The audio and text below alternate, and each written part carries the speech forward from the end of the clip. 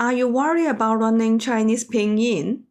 Have you heard the stories of people who want to learn Chinese but being scared off by the four tones of ma, ma, ma, ma? Today, I will share with you a new story about going to the dentist to help you understand the variation of the four tones.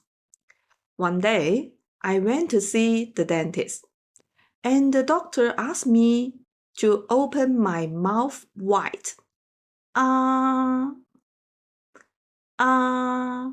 It's flat, like an open mouth sound.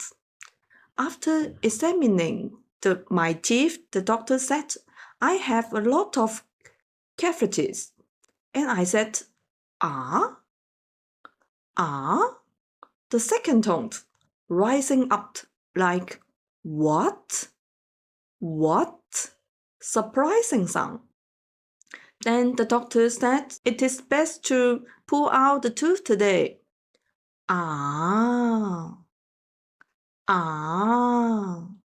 The third tone, falling down and then rising up, like, well.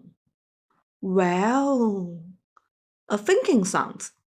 I was considering whether to do it or not. Finally, the doctor said the treatment cost is $5,000. I said, the four tones, falling down sharply, like no, an angry sound.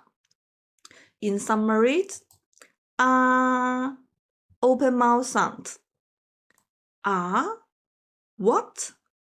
Surprising sound. Well, thinking sound.